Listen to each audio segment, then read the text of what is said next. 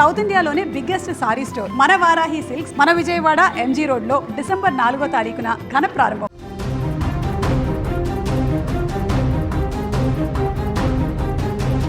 మరో బస్సు ప్రమాదం చోటు చేసుకుంది. బస్సు ప్రమాదాలు గత కొన్ని రోజుల నుంచి భయపెడుతున్న సంగతి మనందరం చూస్తున్నాం. కొన్ని రోజుల నుంచి ఎక్కడ చూసినా కూడా ఈ బస్సు ప్రమాద వార్తలే వినిపిస్తున్నాయి.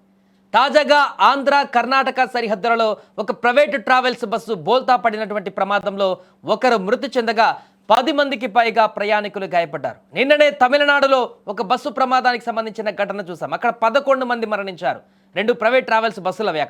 ఇక్కడ మరొకసారి అదే రకమైనటువంటి బస్సు ప్రమాదం ఇక్కడ చోటు చేసుకుంది.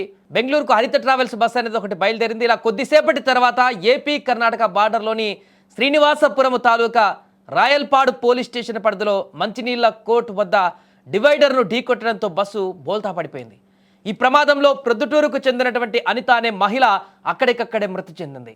గాయపడ్డ వారిని వెంటనే స్థానిక ఆసుపత్రికి తరలించారు. అయితే వారిలో పలువురు పరిస్థితి విషమంగా ఉన్నట్లుగా తెలుస్తుంది. తెల్లవారుజామున 3 గంటల సమయంలో చోటు చేసుకుంది ఈ ప్రమాదం. ఈ మధ్యకాలంలో జరిగిన అన్ని ప్రమాదాలు కూడా ఉదయం పూట అర్ధరాత్రి ఆ చీకట్లోనే జరుగుతున్నటువంటి పరిస్థితి మనకు కనిపిస్తుంది. డ్రైవర్ నిద్రమత్తుల కారణమా లేకుంటే నిర్లక్ష్యం కారణమా తెలియదు, కానీ వరుస బస్సు ప్రమాదాలు మాత్రం తీవ్ర ఆందోళనకు గురి చేస్తున్నాయి. కర్నూలు బస్సు ప్రమాదం నుంచి ఇప్పుడు జరిగినటువంటి ఈ ప్రమాదం వరకు చూసుకుంటే 10ల సంఖ్యలో బస్సుల ప్రమాదాల ఘటన చోటు చేసుకున్నాయి. వరుసగా ఇంకా జరుగుతూనే ఉన్నాయి. పక్క రాష్ట్రాలతో కలుపుకొని చూస్తే నిన్ననే తమిళనాడులో జరిగినటువంటి ఘోర బస్సు ప్రమాదానికి సంబంధించి మాట్లాడుకున్నాం. ప్రైవేట్ ట్రావెల్స్ బస్సులు అక్కడ ఢీకొన్నటువంటి పరిస్థితి. ఒక ప్రైవేట్ ట్రావెల్స్ బస్సు ఆగి ఉన్న డీసీ లారీని ఢీకొట్టి 11 మంది అక్కడ చనిపోవడానికి కారణమైంది ఆ బస్సు. నిన్ననే జస్ట్ ఆ వార్త చెప్పుకున్నాం. ఈరోజు మరొక వార్త ఆంధ్ర నుంచి అటు వెళ్తున్నటువంటి బస్సు, మరొక బెంగళూరుకు వెళ్తున్నటువంటి బస్సు తీవ్రమైనటువంటి ప్రమాదానికి గురికావడం, మొత్తం బోల్తా పడిపోయింది. అదృష్టవశాత్తు భారీగా ప్రాణనష్టం సంభవించలేదు, కానీ ఒకరు మరణించారు. ఇప్పటికీ ఇంకొంతమంది చాలా సివియర్గా అక్కడ ఉన్నారు. వారి పరిస్థితి ఏంటనేది ఒక ఆందోళన నెలకొంది. వారిని హుటాహుటిన ఆసుపత్రికి తరలించారు. ఇక వెంటనే ఈ ప్రమాదం జరిగిన వెంటనే అటువైపుగా వెళ్తున్నటువంటి ప్రయాణికులందరూ కూడా అలర్ట్ అయిపోయారు. ప్రమాద తీవ్రతను చూసి భయాందోళనకు గురయ్యారు.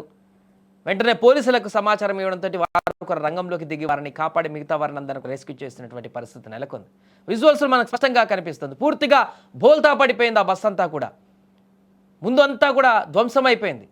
లోపల ఉన్న ప్రయాణికులందరూ కూడా చిందరవందరగా పడిపోయినటువంటి దృశ్యాలు మనకు లోపల ఉన్నటువంటి విజువల్ చూస్తున్నాం. బస్సు లోపల మొత్తం సీట్లన్నీ కూడా ఎక్కడికక్కడ చిందరవందరగా పడిపోయినటువంటి దృశ్యాలు కనిపిస్తున్నాయి ఈ బస్సులో. ఇంకా అక్కడ టైర్లు అయితే ఆ డివైడర్ని ఢీకున్న తర్వాత ముందు టైర్లు మొత్తం కూడా ఊడిపోయి సపరేట్గా విడిపోయే ఒక ప్రాంతానికి వెళ్ళిపోయినాయి. అంటే ఎంత తీవ్రతతోటి ఈ యొక్క బస్సు ఢీకొట్టింది ఆ డివైడర్ని అనేది కూడా చూస్తున్నాం. మధ్యలో ఉన్నటువంటి డివైడర్ని ఢీకొంది వేగంగా వస్తున్నట్టుగా కనపడుతుంది. దీన్ని బట్టి చూస్తే విపరీతమైనటువంటి వేగం కారణమా లేకుంటే నిద్రమత్తుల కారణమా, కానీ అర్ధరాత్రి జరిగినటువంటి ఈ ఘటనతోటి ఒక్కసారిగా అక్కడున్న వారందరూ కూడా భయకంపితులుగా మారిపోయారు.